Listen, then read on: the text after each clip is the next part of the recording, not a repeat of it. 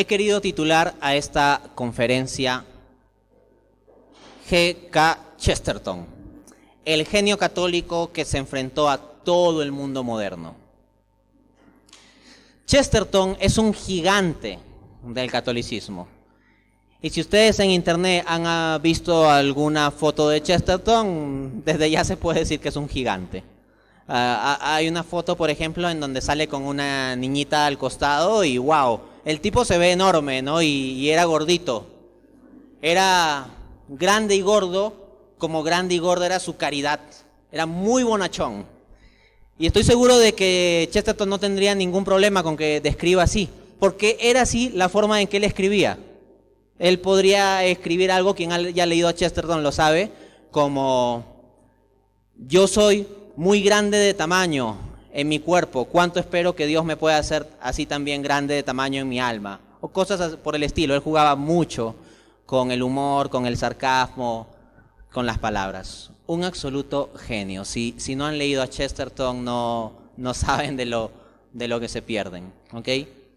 Hoy en día seguimos a muchos influencers ahí de las redes sociales, católicos y no católicos. Algo curioso es que hay una cantidad gigantesca de católicos que sigue masivamente a unos influencers que no son católicos. Esto, pues, es curioso. Y muchas veces se le da más centralidad y primacía en nuestra formación y acción a esos influencers no católicos que propiamente a personas que trabajan desde la inspiración de la fe. Si tú quieres tener un genio gigante, que tenga unos argumentos que no tengan nada que envidiar a cualquiera de los influencers de hoy en día, mira Chesterton. Hay una película con el título Sexto Sentido, ¿no? De un niñito que dice: veo gente muerta. Bueno, en mi caso, yo puedo decir que yo leo gente muerta, ¿no? Fundamentalmente, mis referentes intelectuales son personas que ya han fallecido. Pero tal vez debo ser más preciso. Yo leo gente viva. Gente viva. Más viva que los vivos de este mundo. En realidad, encontramos un gran tesoro en los escritores anteriores. Hoy en día, gran parte de la intelectualidad está contaminada por mucha mediatización. A veces somos muy dados a seguir lo que el algoritmo de YouTube nos recomienda y no buscamos propiamente el alimento sólido. El apóstol Pablo en sus cartas habla, por ejemplo, de cristianos que comen puras viandas, puro alimento suave y no van al alimento sólido. Y se molesta el apóstol Pablo, ¿no? Tanto tiempo llevan y todavía hay que condescender con ustedes, con vianda en lugar de alimento sólido. Entonces, si tus referentes, siendo tú católico, si tus referentes intelectuales son, gente que principalmente lanza twitters o que el algoritmo de YouTube simplemente sugiere, muy probablemente, no digo con seguridad porque hay gente interesante también, pero muy probablemente no estés comiendo alimento sólido. Alimento sólido es gente como Chesterton.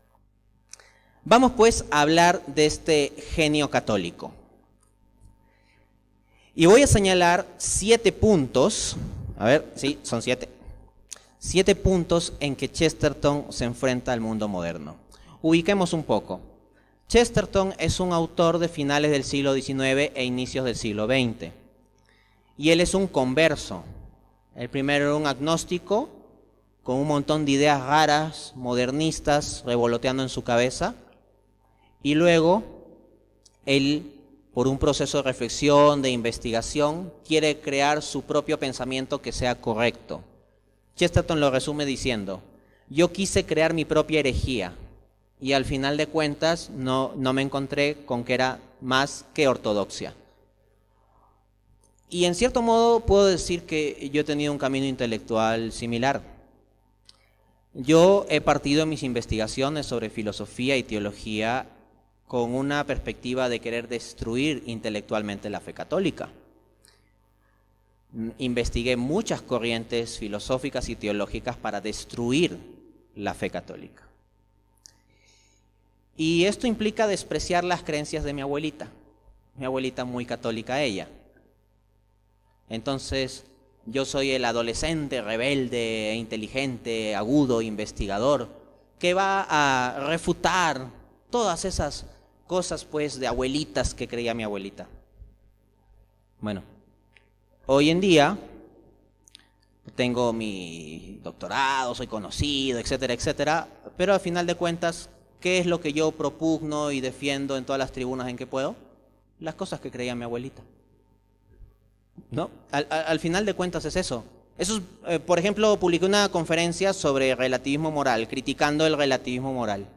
Bueno, eso es lo que diría y sentiría mi abuelita. Tal vez no lo diría del mismo modo, pero en contenido eso es lo que diría. Entonces, me termino encontrando con eso. En mi camino por destruir la fe católica, al final llegué a la fe católica, a la ortodoxia. Mi camino herético, por misericordia de Dios, me llevó a la ortodoxia. Y Chesterton tiene un libro que se titula Herejes y otro libro que se titula Ortodoxia, y más o menos narra este tipo de experiencia. Vamos a entrar en materia entonces y vamos a ver 7 puntos en que Chesterton se opone al mundo moderno. Por mundo moderno, quiero que entendamos aquí la acepción filosófica o sociológica del término. No entiéndase por estar en contra del mundo moderno, estar en contra de la tecnología o de las computadoras o del wifi o cosas por el estilo. No hablamos de la acepción tecnológica del término moderno, sino de la acepción filosófica. La modernidad, o con ello esta herejía del modernismo, es algo que se da más o menos en Europa a partir del siglo XVI, aunque siempre se puede discutir, fecharlo un poco más después o un tanto antes. Hay quienes pueden decir que las raíces del modernismo estarían en el siglo XIV, con gente como Guillermo de Ockham, o que el modernismo propiamente ya lo tendríamos, no sé, en el siglo XVIII con los iluministas franceses. Pero, en todo caso, lo que tenemos es que el modernismo sería una perspectiva filosófica que da la espalda a la fe. Santo Tomás de Aquino, en el siglo XIII, había establecido una síntesis grandiosa entre fe y razón.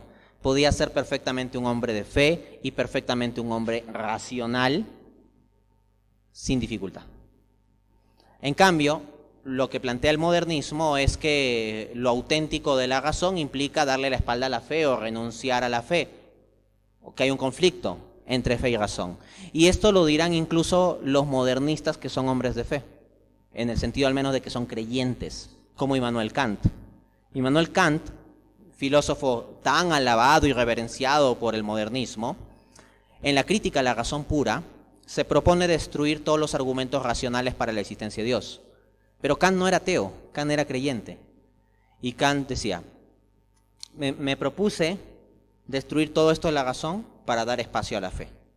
O sea, en la visión de Kant, la fe operaba allí donde la razón no.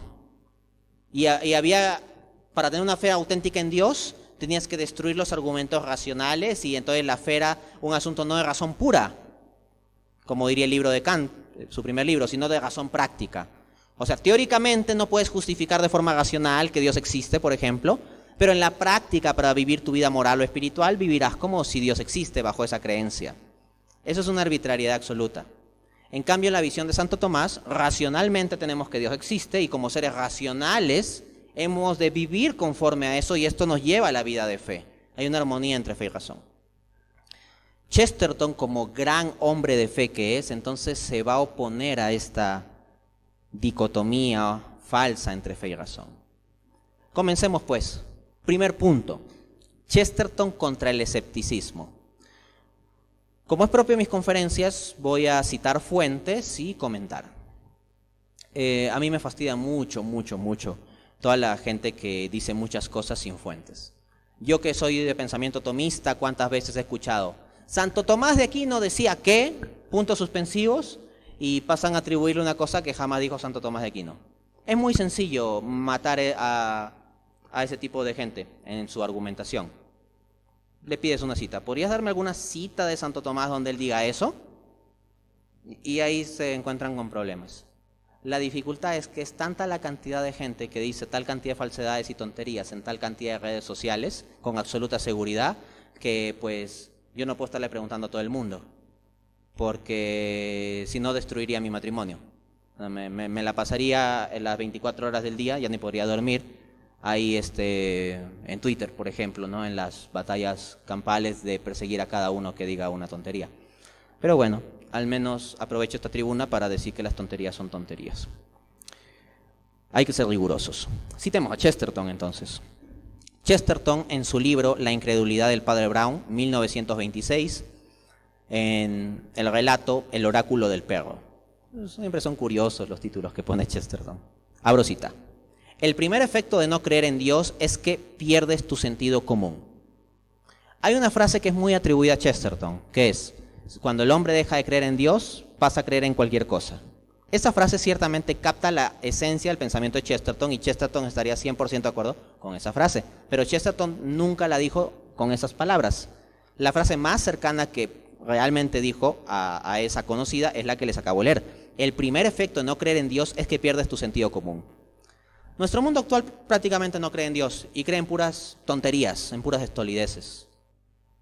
Creen, por ejemplo, en el horóscopo, en los chamanes, en los chakras, en el reiki.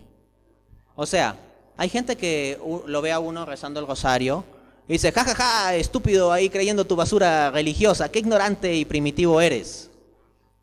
Y al momento siguiente te están hablando de la alineación de los chakras y cosas por el estilo, ¿no? Entonces ciertamente pierden su sentido común.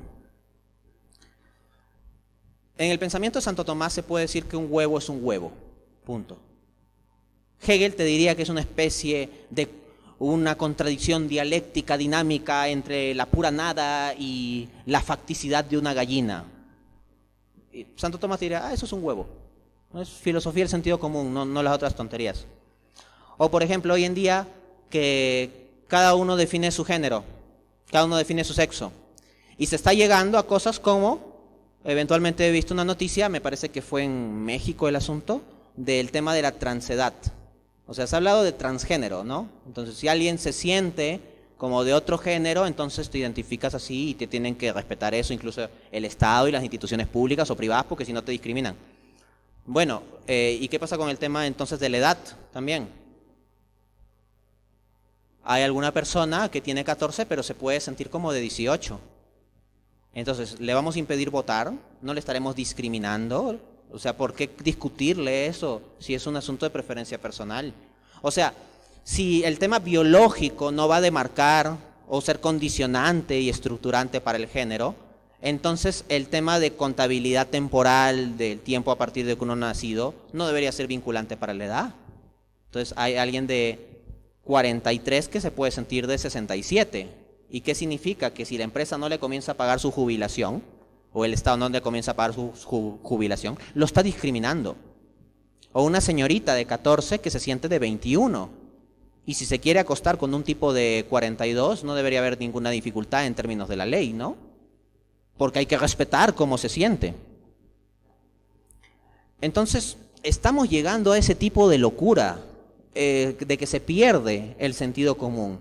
Y hay gente que va a defender estas cosas a rajatabla.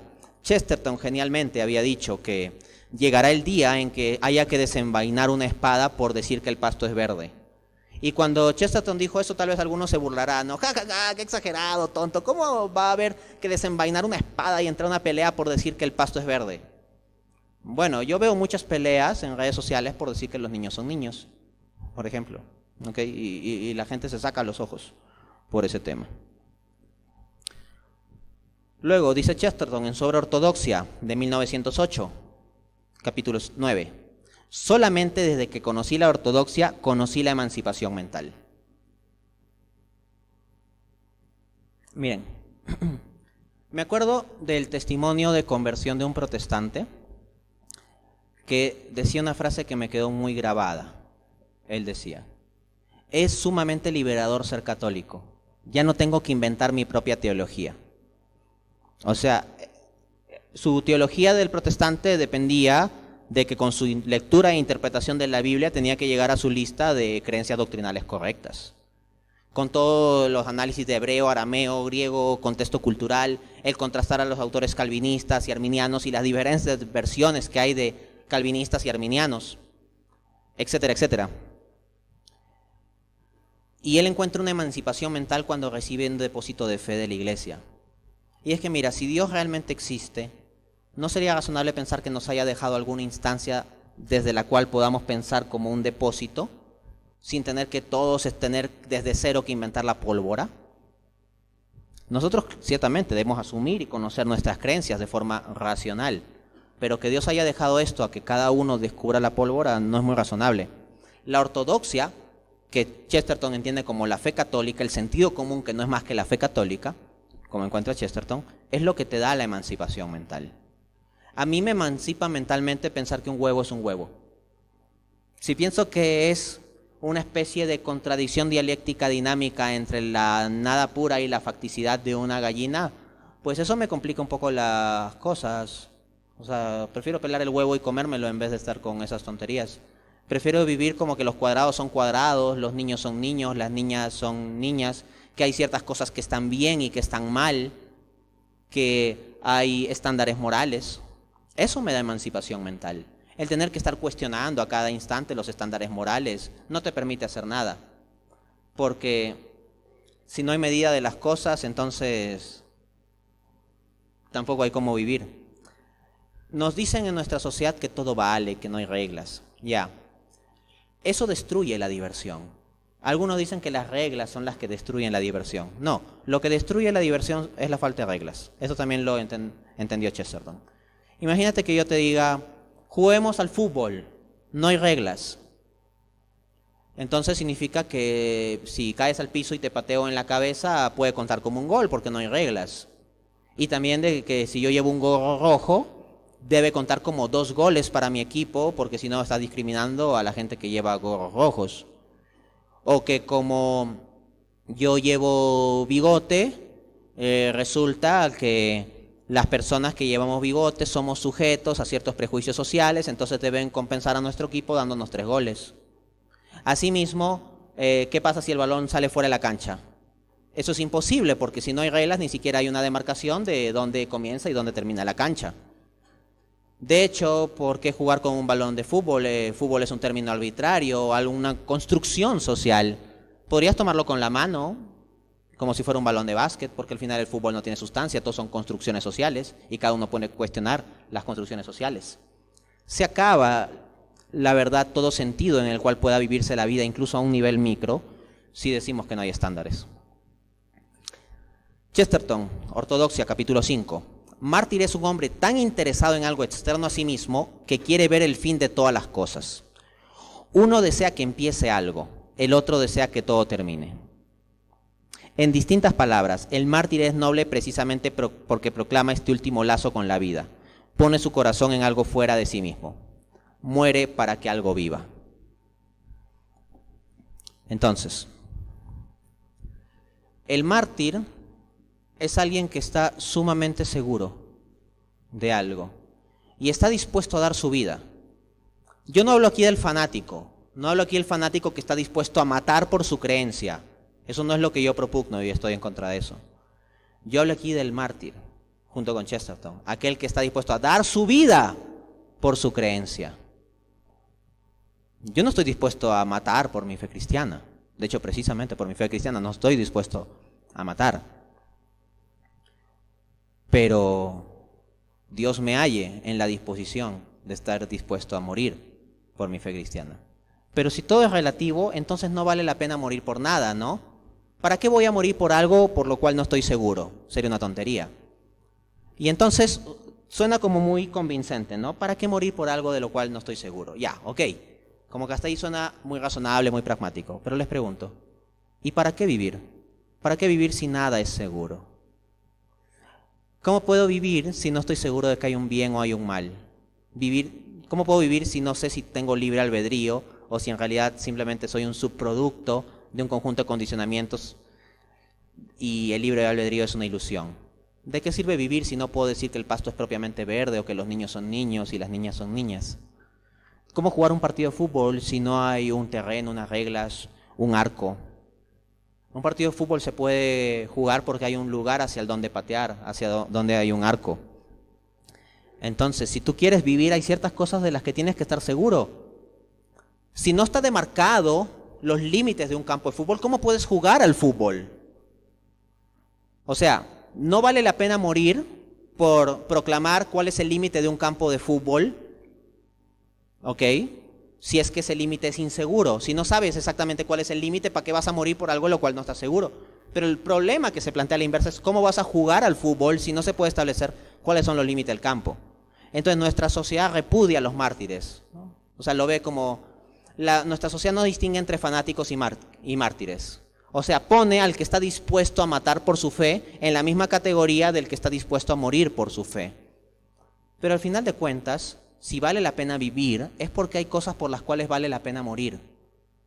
Por ejemplo, una de las cosas que para mí hace que valga la pena vivir es mi hijita, ¿ok?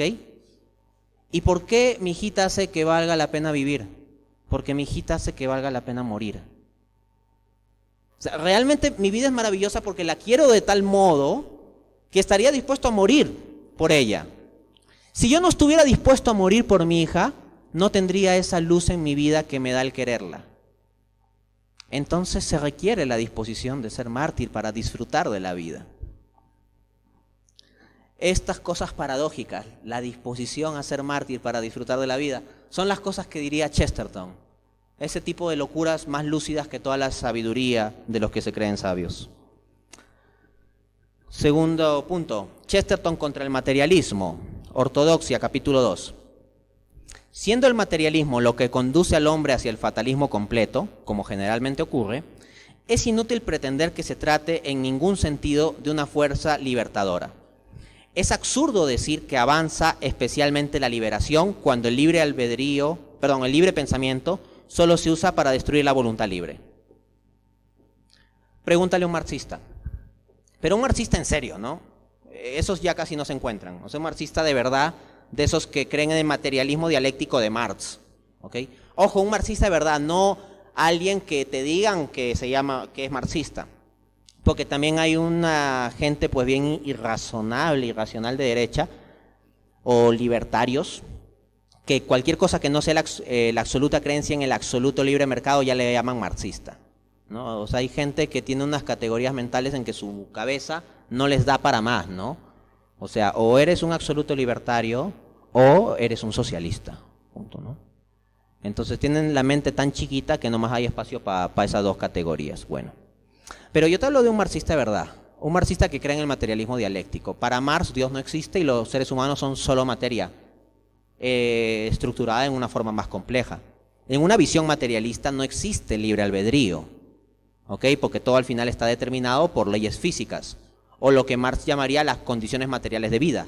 En el prólogo de la contribución de la economía política, su obra de 1859, Marx dice que no es la conciencia individual la que determina nuestro ser social, sino el ser social lo que determina nuestra conciencia individual. En otras palabras, en la visión marxista no tienes libre albedrío. Son las condiciones materiales de existencia en el marco social histórico en que estás lo que determina cómo eres, punto. No hay libre albedrío. Entonces, pregúntale a un marxista, ¿tú buscas la liberación del hombre? Te va a decir que sí, ¿no? El comunismo sería supuestamente la liberación del hombre. Y luego le puedes preguntar, ¿tú crees en la realidad del libre albedrío? Y si es coherente con su materialismo, no puede creer en la realidad del libre albedrío. Entonces, ¿cómo rayos pides la liberación del hombre si no crees ni siquiera que el hombre pueda ser en sí mismo libre? Ni siquiera potencialmente, porque no tiene libre albedrío. ¡Qué tontería! Bueno, ahí están las tonterías del materialismo. Chesterton, capítulo 2 de la Ortodoxia. El determinismo no cree en la eficacia de apelar a la voluntad, pero cree en la eficacia de cambiar el medio ambiente. No dirá al pecador, ve y no peques más. Por ejemplo, en la visión del materialismo marxista, el egoísmo del ser humano es una construcción social del sistema capitalista o en general de los sistemas con propiedad privada de producción. No es que nosotros nos aferremos a nuestra propiedad privada porque somos egoístas en la visión de Marx, sino al revés. Como tenemos un sistema social con propiedad privada, eso nos impulsa y nos hace ser egoístas. No solo estimula el egoísmo, sino crea en nosotros el egoísmo. Por lo tanto, ¿cómo resolvemos el problema del egoísmo en el ser humano? Simple. Si el origen es la propiedad privada, eliminemos la propiedad privada. Y si no hay propiedad privada y todo es propiedad en común, comunismo, entonces se eliminará el egoísmo. Entonces, claro, como no se cree en el libre albedrío, tú no le vas a decir al egoísta, al pecador, ve y no peques más, porque por libre albedrío no puede cambiar. Lo que tienes que cambiar es las condiciones materiales de existencia. Desde una perspectiva socialista también se piensa que simplemente hay que dar subsidios y el asunto se resuelve, ¿no? Hay que evitar dos extremos tontos.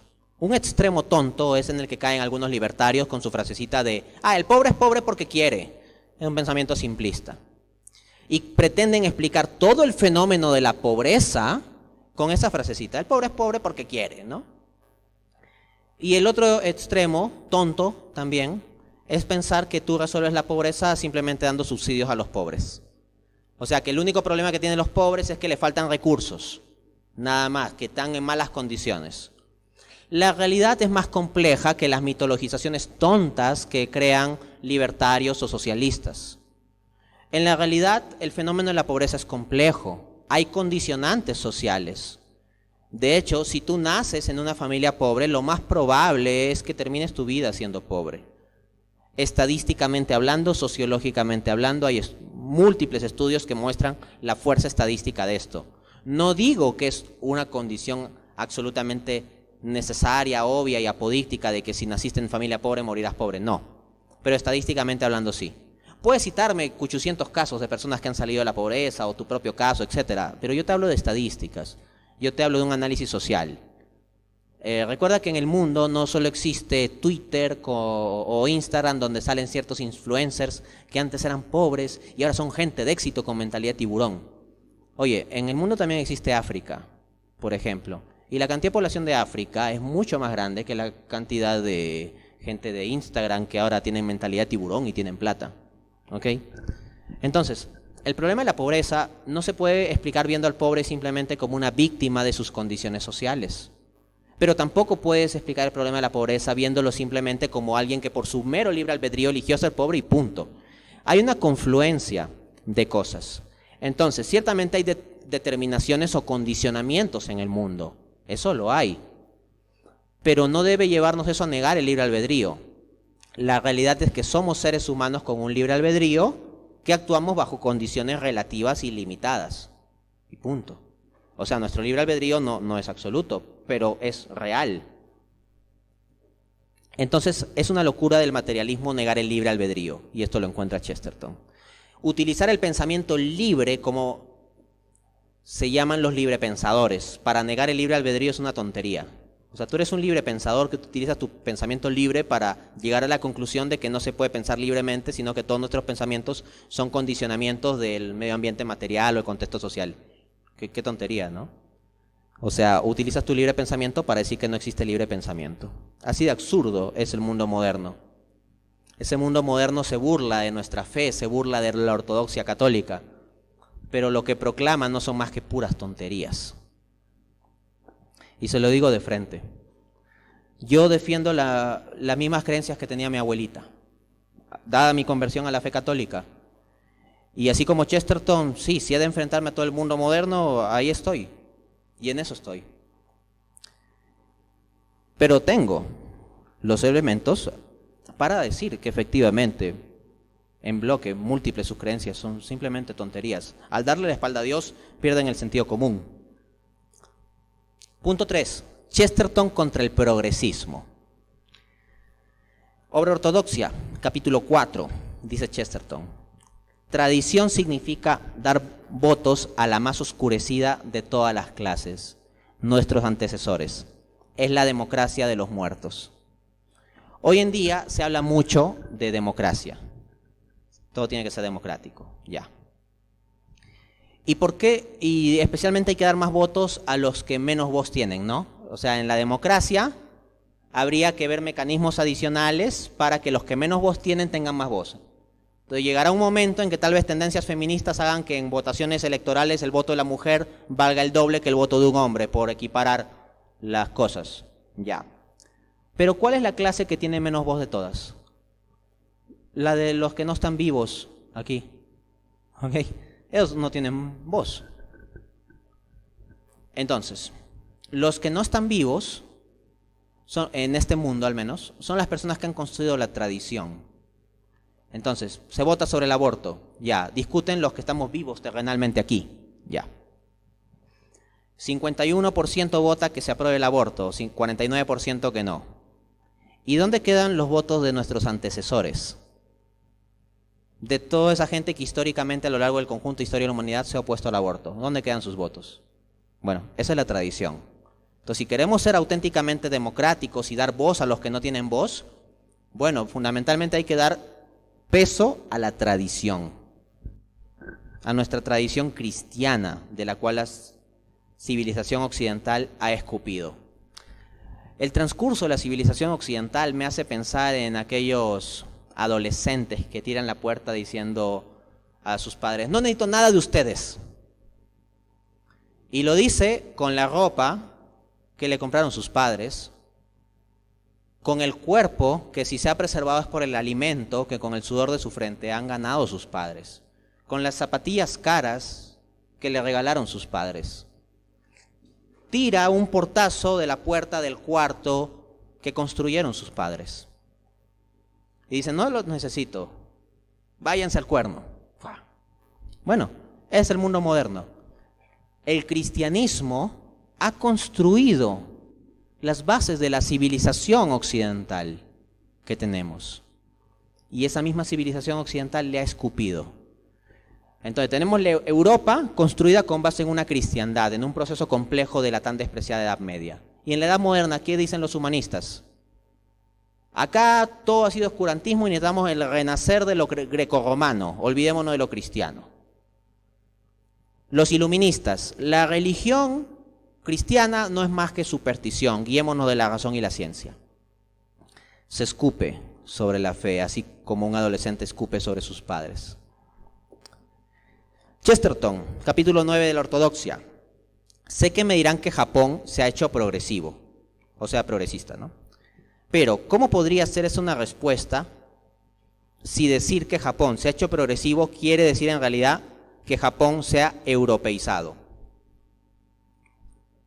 Hoy en día, nosotros en gran parte llamamos desarrollo a lo que no es más que europeizarse. Bueno, en la época de Chesterton con una gran primacía de Europa. Hoy en día más es Estados Unidos, ¿no? Estados Unidos y Europa. Entonces, nosotros encontramos gente que dice: qué idiotas estos cristianos que celebran una fiesta extranjera cuando celebramos la Navidad. Y esos mismos borreguitos después van a sus fiestas de Halloween, vestidos de personajes del estadounidense Hollywood. Entonces, se toma como sinónimo de progreso al primer mundo. ¿Y el primer mundo qué es? Europa, Estados Unidos. Entonces, si ahí legalizan el aborto, nosotros no podemos quedarnos atrás, ¿no? Porque es progreso ser más parecido a ellos. Y si ellos se tiran de un puente, nos tiramos de un puente porque es progreso ser parecido a ellos. Y les parecerá estúpida la analogía de tirarse de un puente, tal vez, pero miren, tirarse de un puente, ¿por qué es estúpido? Porque se acaba tu vida, ¿no? ¿Y qué es el aborto? Acabar con la vida de un inocente. Es peor que tirarte de un puente. Porque ¿qué pensarían si yo me tiro un puente? Tal vez pensarían: pobrecito. Ahora, ¿qué pensaría si yo agarro a un bebé y lo tiro de un puente? Ya, entonces es peor lo que se está haciendo en ese primer mundo de el aborto, de la aprobación del aborto. Se están tirando millones de niños del puente. Sus propias madres los tiran del puente. Luego, la eutanasia. O sea, tírate un puente, acaba tu vida. Si yo puedo, por ejemplo, tener una decepción amorosa, voy al puente, mi vida no vale nada, estoy sufriendo mucho, ya no quiero vivir. Solución A: me tiro el puente. ¿Por qué me tiro el puente? Porque ya no quiero sufrir. ¿Cuál es el argumento de la eutanasia? Para que ya no sufra. Como ya no quiero sufrir, mejor aplíqueme la eutanasia. Entonces, en este primer mundo se aprueba el aborto y la eutanasia. Se están tirando del puente. O tiran del puente a sus abuelos. Miren a quiénes se tira del puente, esto es muy interesante. ¿Se tira del puente al hombre rico productivo? No. ¿Se tira el puente al bebé? no nacido con el aborto y al anciano inútil y enfermo por la eutanasia. A eso le llamamos desarrollo, a esa porquería le llamamos desarrollo y queremos ser así como sociedades para no quedarnos atrás, porque ellos son los que han progresado. Ellos han progresado, nosotros nos hemos quedado en nuestros prejuicios cristianos, tenemos que progresar. Bueno, yo prefiero seguir la sabiduría, la tradición de las madres, esa sempiterna tradición de las madres. ¿Qué dicen las madres? Ah, si tu amigo se tira de un puente, entonces tú también te tiras de un puente. No, pues no, lo que te está diciendo tu madre es no seas estúpido. Eso. Pues bien, nosotros como sociedad en América Latina, con eso de que tenemos que estar como el primer mundo, no vayamos a terminar tirándonos de un puente. Por cierto que hay altas tasas de suicidios en países de primer mundo, especialmente entre jóvenes. O sea, mucha gente que se tira de un puente. Y hablo de todo esto, aunque sea duro, porque es preferible hablarlo y que se reflexione para no tener gente aquí en América Latina también que se tire el puente, o que tire el puente a los bebés por el aborto, o a sus abuelitos por la eutanasia. ¿Sabes por qué mucha gente sufre y pide la eutanasia? Porque como son residuos de la sociedad productivista que tenemos, los vemos como estorbo. En las sociedades anteriores el abuelo era visto con mucha reverencia, como un símbolo de sabiduría, no como un estorbo improductivo. En nuestra sociedad no vemos a los abuelos como un símbolo de sabiduría. La abuelita que tiene sus creencias religiosas la vemos como una anticuada con creencias absurdas. Entonces, no produce, no es productiva, es anticuada con creencias absurdas y está enferma encima. No le vamos a tratar muy bien. ¿Y cómo crees que ella se va a sentir? Entonces, si pide la eutanasia, ¿es de buenas a primeras o hubo un contexto condicionante? En cambio, abuelas de hace 4 siglos podían estar muy enfermas y con dolor, pero unían ese dolor a Jesucristo. Y en sus familias les apreciaban como fuente de sabiduría y de fe y de amor.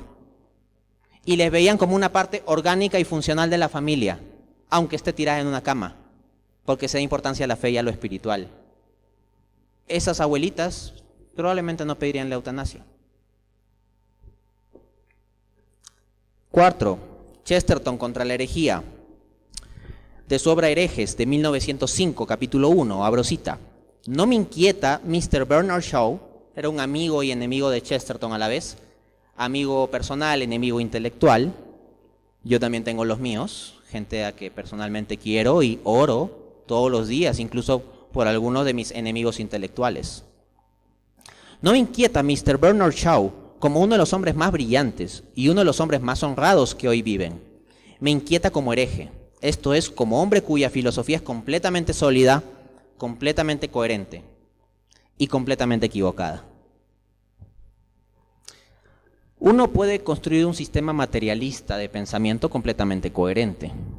Puedes construir un sistema libertario o liberal de pensamiento político perfectamente coherente. Coherente en el sentido de que dentro de sí mismo como sistema cerrado funciona lógicamente sin tener ninguna contradicción.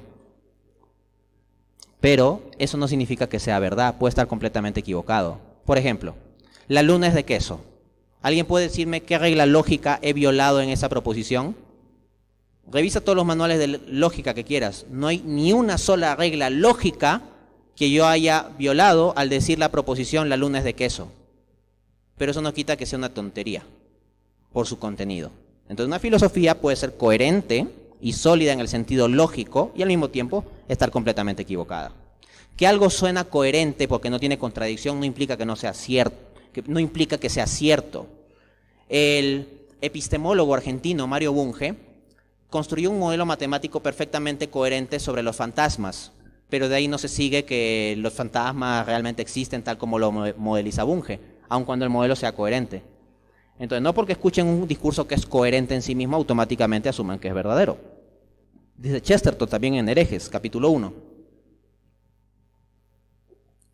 Cuando los antiguos liberales, miren cómo aquí critica a los liberales, ¿no? Para los que dicen que Chesterton era liberal. Cuando los antiguos liberales quitaron las mordazas de todas las herejías, fue su idea de que de esa manera se llegará a los descubrimientos religiosos y filosóficos. Su punto de vista era que la verdad cósmica tenía tal importancia que cada cual debería exponer su opinión independiente. La idea moderna es que la verdad cósmica es de tal insignificancia que no importa lo que cada cual diga. Fin de cita. ¿Cuál es el argumento, de acuerdo a esto, para la libertad de pensamiento y expresión? Con el que surgió políticamente la libertad de pensamiento y expresión. Que hay cosas tan importantes donde deberíamos dejar que cada persona tenga una voz precisamente porque son cosas importantes. ¿Cuál es la libertad de expresión que tenemos hoy en día? Que cualquier descerebrado con acceso a internet puede decir todo lo que le dé la gana en Twitter, en Facebook, en Instagram, etc. Yo me he llegado a encontrar personas, pocos casos, pero han sido casos ciertos, en que han desdeñado leer un libro de mi autoría, en particular el libro Dios existe, en pregunta, porque vieron un meme contra el libro. No un meme con mucho texto, sino con más imagen. Hay gente que puede descartar ideas y hasta sistemas de pensamiento enteros simplemente por tonterías que se dicen en internet. Hay una cantidad gigantesca de descerebrados que piensan que Santo Tomás de Aquino apoyaba el aborto. Tengo una conferencia entera refutando tal tontería. Pero la cantidad de gente que ve mi conferencia es limitada. La cantidad de gente que dice ese tipo de tonterías en Twitter, Facebook, WhatsApp, etcétera, es gigante. ¿No? Y a nadie se le ocurre pedir una cita a Santo Tomás. ¿Cuántas cosas creemos que dijo Kant o Santo Tomás o Galileo o San Agustín o quien sea porque un profesor de la academia preuniversitaria o un profesor de universidad dijo que lo dijo? Y se lo digo yo como profesor universitario.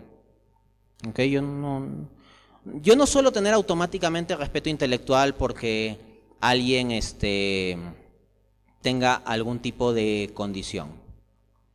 Yo tengo que examinar las fuentes. O sea, si tú me dices algo sobre un evento histórico, sobre un autor, mientras tú no me des fuentes, yo no le doy importancia.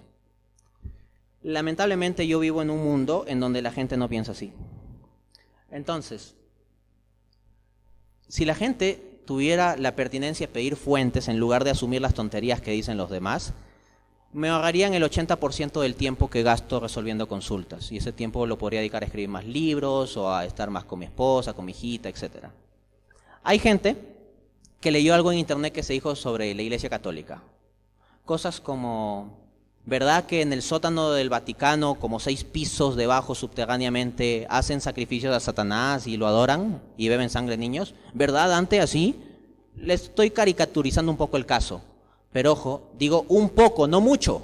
No es una gran caricaturización. Créanme que hay preguntas muy similares a eso que me lanzan. Y tengo que darme el trabajo de responder. Y la cantidad de preguntas de ese tipo que recibo, de gente que asume tontamente las tonterías que dice el mundo, es muy grande. Porque cada descerebrado puede decir cualquier cosa en el internet. 5. Chesterton contra el relativismo.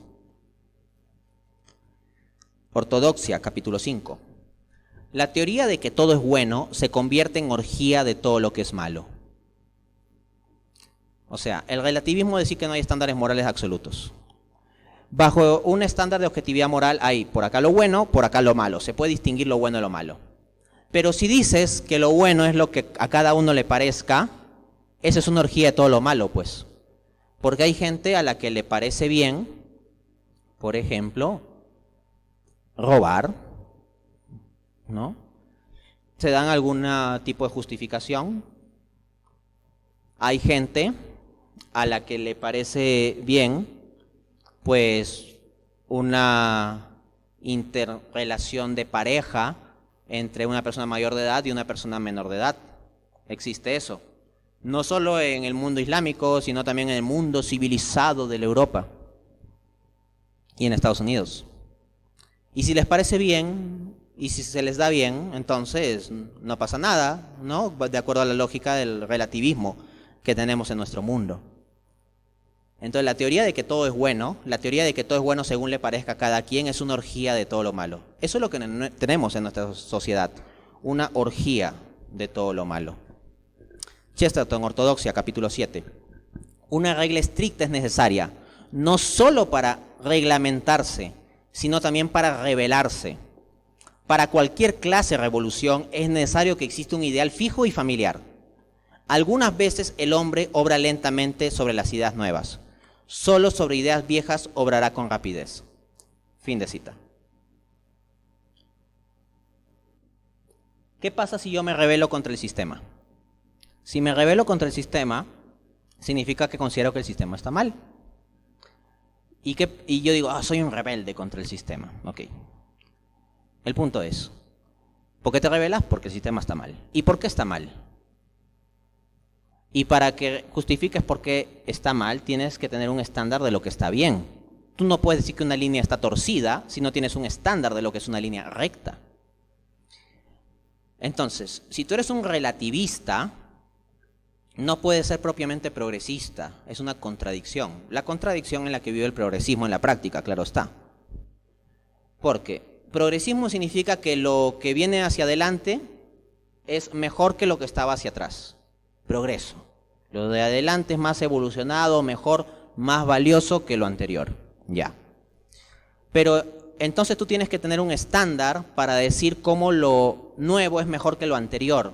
Cómo hay una dirección del progreso. O cómo distingues lo que es progreso versus lo que no es progreso. Pero los progresistas al mismo tiempo son relativistas. Entonces, si son relativistas y dices que una sociedad ha progresado porque ha legalizado el aborto, oye, pero desde una perspectiva cristiana, eso no es progreso. Pero hay un pequeño problema, o un pequeño punto. Para los progresistas valen todas las perspectivas. La de los musulmanes, la de los ateos, la de los agnósticos, la de todo tipo de grupos raciales, socioeconómicos o de autoidentificación de género. Valen todas las perspectivas, menos una. ¿Cuál es? La cristiana. Entonces, para ellos, todos deben tener voz y voto, menos los cristianos, ¿no? O sea, viene un budista a hablar en el tema del aborto y sí, seamos democráticos, hay que escuchar y respetar su opinión y que vote, ¿no? Viene un ateo a hablar sobre el aborto, sí, seamos democráticos, hay que escuchar y respetar su opinión y que vote.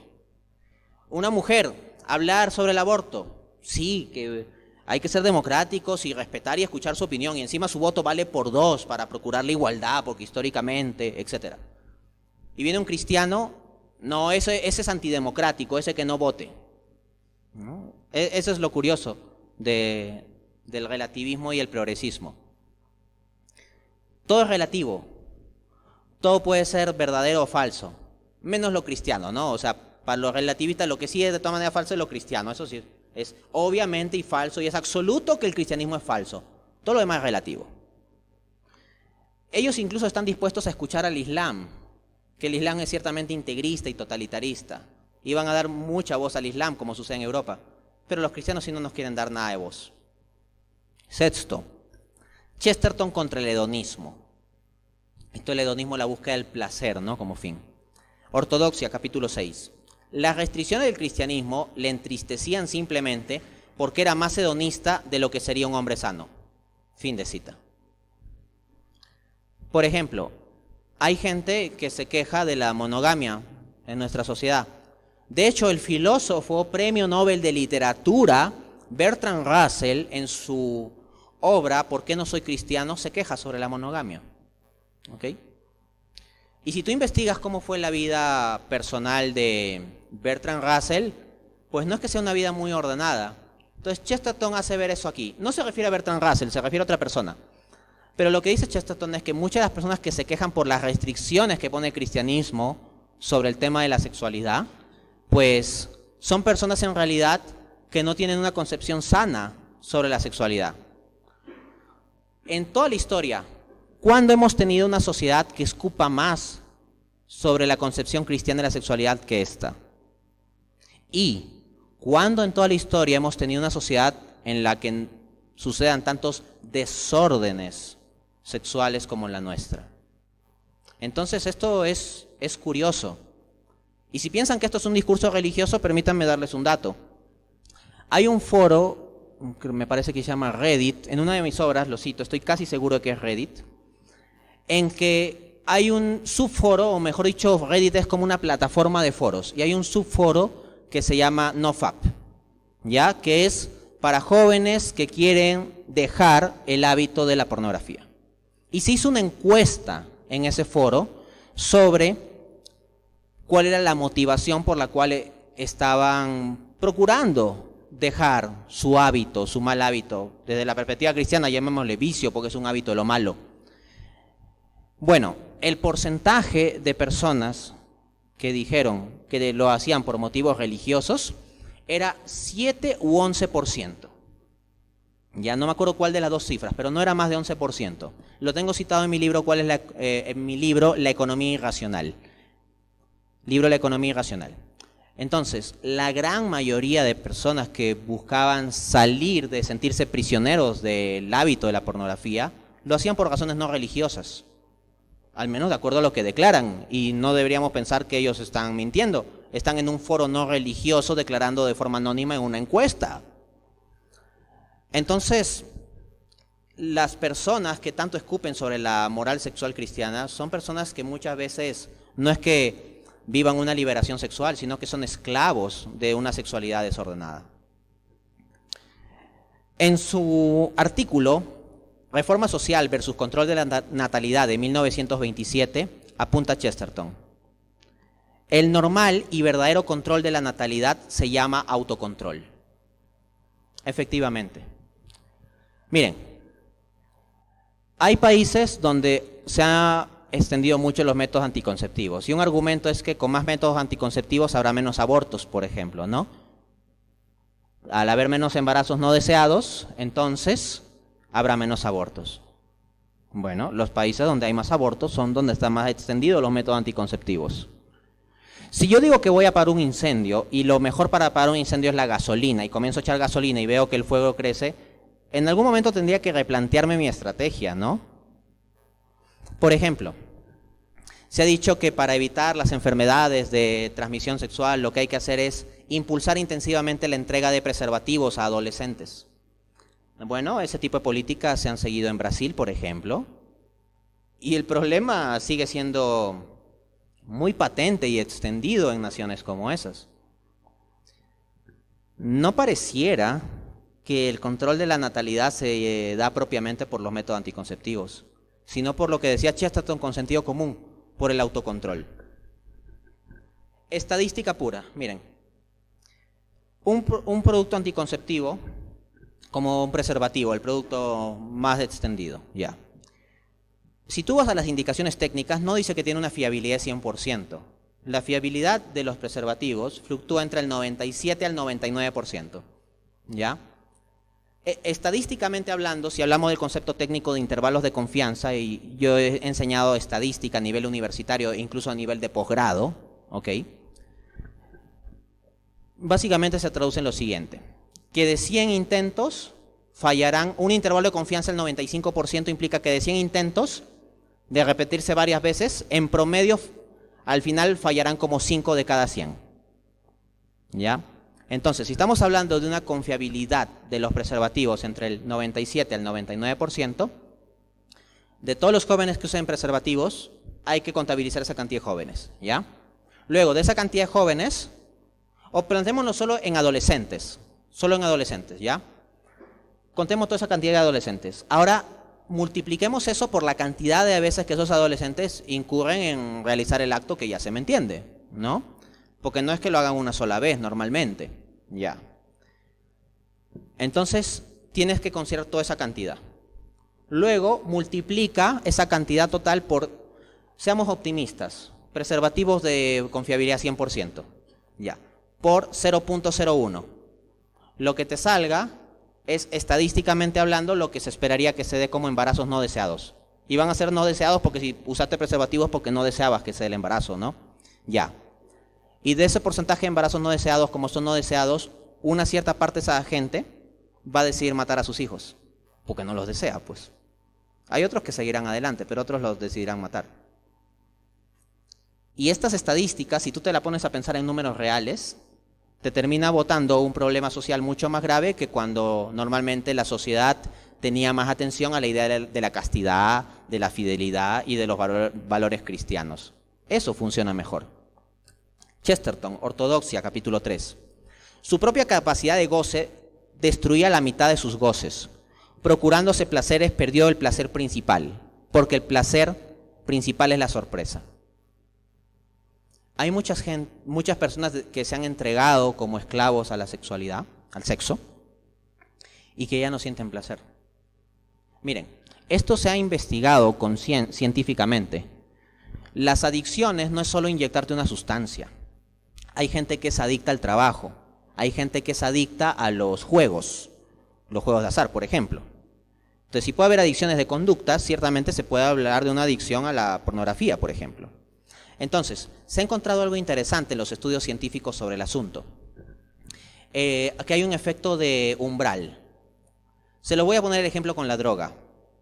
Imagínense, digo cualquier cosa al aire porque no sé proporciones exactas, ¿no? Digamos que yo me inyecto, no sé, 0.02 mililitros de una droga. Y vuelo y todo eso, ya. A la siguiente, que yo me inyecte esa misma cantidad, no voy a volar igual. Voy a necesitar inyectarme 0.03. Si quiero volar igual. Pero como yo busco más, yo busco la sorpresa, voy a tener que inyectarme 0.04 mejor en vez de 0.03. Eventualmente me voy a inyectar 1, después 2, después 2.5, después 5, después 10, etc. ¿Por qué? Porque para llegar al mismo nivel de placer, con ese mecanismo artificial de la droga, o de la pornografía, o de la adicción a los juegos, o lo que sea, para llegar al mismo nivel de placer, cada vez vas a requerir cantidades más grandes de la sustancia o de la conducta. Y eso nos lleva a un peligro. Nos lleva a un peligro. Porque el cuerpo físico tiene límites. Hay límites. Entonces uno en su búsqueda del placer puede terminar destruyendo su propia capacidad para percibir placer. Chesterton, Ortodoxia, capítulo 4. Conservarse para una mujer es poco precio para lo mucho que es ver a una mujer. Quejarme porque me casé solamente una vez es como quejarme porque he nacido una vez sola. La poligamia es una falta en la realización del sexo. Es como el hombre que pela 5 peras, sencillamente porque está distraído. Fin de cita. Hoy en día, más bien se ha dado una gran degradación de la sexualidad. Y degradación también en el sentido de que baja el carácter de sorpresa y de valor. La sexualidad es algo más casual. Y si es algo más casual, y si hay mucho sexo casual, pues es como pelar 5 peras porque estás distraído. ¿Qué pasa en cambio si tú has recorrido un largo camino en un bosque para comer una pera especial que crece en ese bosque? Y llegas a la pera, la lavas en un lago de agua limpísima como el sacramento del matrimonio y te comes la pera. Eso es maravilloso. Pelar peras casualmente porque estás distraído no hace la vida bonita. Entonces, la moral cristiana lo que hace es darle su valor, contexto y sentido a la sexualidad, no destruirla. Último, 7. Chesterton contra el pragmatismo. Pragmatismo es de que hay que ser prácticos, ¿no? Como se dice muchas veces en nuestra sociedad. Dice Chesterton, Ortodoxia capítulo 3. Estoy de acuerdo con el pragmatismo en que la aparente verdad objetiva no lo es todo, en que existe una legítima necesidad de creer las cosas que son necesarias a la mente humana. Mas yo agrego que una de estas necesidades es precisamente la de creer en una verdad objetiva. O sea, hay personas que dicen, sé práctico, no te preocupes de cuestiones filosóficas o la verdad objetiva. Oye, pero lo más práctico en la vida de un ser humano es que tú tengas una base objetiva desde la cual vivir o actuar. No hay nada más práctico que una buena teoría. Los hombres prácticos que arman automóviles simplemente con su experiencia empírica práctica, terminan malográndolos. Los automóviles hay que llevarlos al concesionario con piezas de concesionario para que estén muy bien reparados. Y así lo puedes vender a un muy buen precio. ¿Quién es el concesionario de nuestra vida? Dios. Última cita. Chesterton, Ortodoxia, capítulo 3. El pragmatismo es una cuestión de necesidades humanas. Y una de las primarias necesidades humanas es ser algo más que un pragmático. El pragmatismo extremoso es tan inhumano como el determinismo, al cual vigorosamente ataca. Fin de cita. ¿Quieres ser un hombre práctico? Lo más práctico es tener sentido común. ¿Y cuándo pierdes el sentido común? Cuando has perdido la fe. Entonces lo más práctico es ser un hombre de fe. Muchas gracias.